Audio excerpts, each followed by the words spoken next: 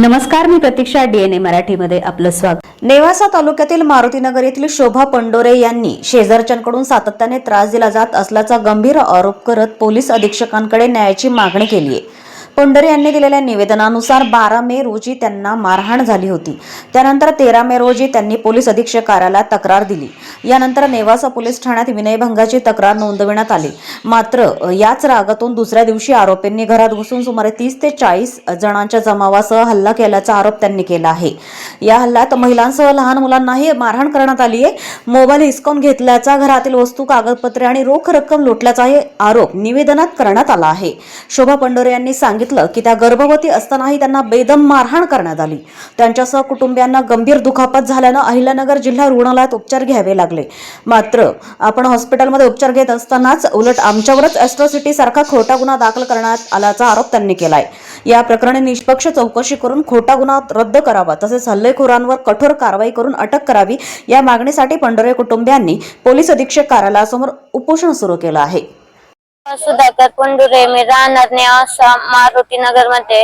आमच्या थोड्या रस्त्याचा प्रॉब्लेम होता. आम्ही रस्त्यासाठी कलेक्टर ऑफिसला अर्ज केले. मंत्रालयातून पण चंद्रशेखर बावनकुळे यांची सही शिक्का सगळं आणलं. आम्ही आमचा रस्ता मंजूर झाला.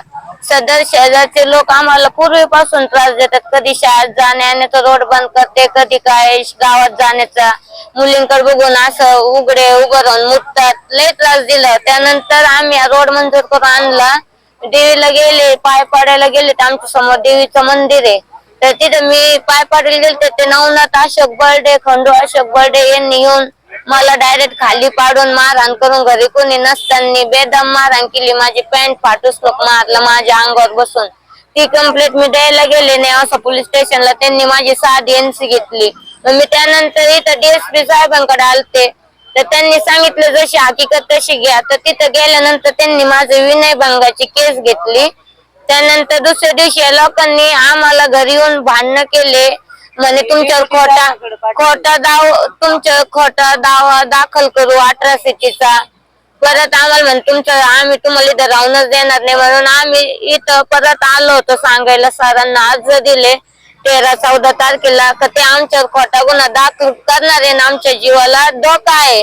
आम्ही सरांना खूप वेळ समजून त्यांना स्वतः भेटून अर्ज देऊन सांगितलं. तळतून त्यांनी आम्हाला डेप्युटी साहेबांकडे शेवगावला पाठवलं होतं.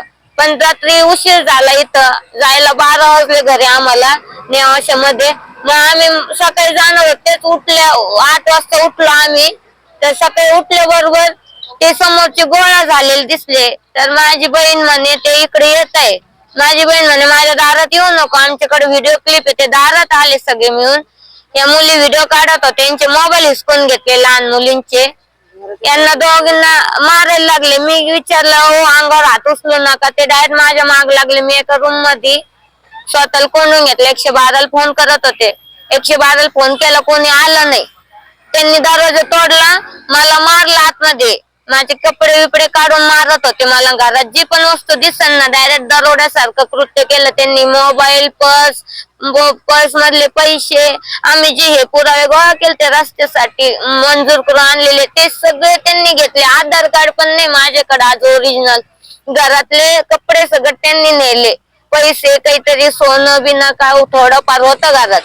त्यानंतर त्यांनी मला बाहेर नेलं. त्यांच्या माणसांनी माझे केस धरून गल्लीत नेलं, ओढत ओढत, जसं जनावराला नेत तसं. मला लाथा बुक्क्यानी रॉडने जवळ मी बेहोश होत नाही तोपर्यंत मारत होते. माझे दाजी जायला लागले मध्ये मला वाचवायला, त्यांना मारायला लागले. माझी मागणी एकच, एवढं घाण कृत्य केलं त्यांनी आम्हाला. मी 5 दिवस सिव्हिलला ऍडमिट होते. आमच्याकडून एक पोलीस आला नाही. वरून आमच्या दवाखान्यात ऍडमिट असताना त्याच दिवशी गुन्हा दाखल केला अॅट्रॉसिटीचा. काय तर म्हणे आम्ही त्यांना जाऊन दिलं नाही देवीला. तुम्ही सांगा, ते 40 जण, आम्ही 3-4 जण. आम्ही म्हणू शकतो त्यांना देवीला जाऊ नका. देवीला आम्ही बी मानतो, पाय पडतो, आमच्या समोरच म्हणून. एक रस्त्याचा वाद होता. त्यांनी खोटा गुन्हा आमच्यावर टाकला. तिथे जाऊन PSI सुद्धा आमची कंप्लेंट घेत नाहीये.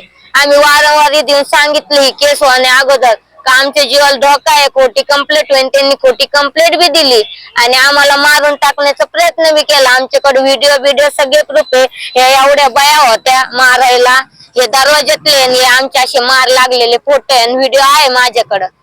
मग आम्हाला एकच न्याय पाहिजे आणि ही जो खोटा गुन्हा दाखल आहे ना आमच्यात याची चौकशी व्हावं. आम्हाला न्याय भेटावे, खोटा गुन्ह्याची चौकशी करून रद्द व्हावं. आणि त्यांनी खोटा गुन्हा का केला, PSI कस काय घेतला, आम्ही तिथं होतो का, आम्ही बेहोश हालत मध्ये होतो, आमचा गुन्हा का बरं नाही घेतला, आमच्यापर्यंत पोलिस का नाही आले, का आम्ही मेलेर येणार होते, याच्यात कुणाचा हात आहे कळायला पाहिजे.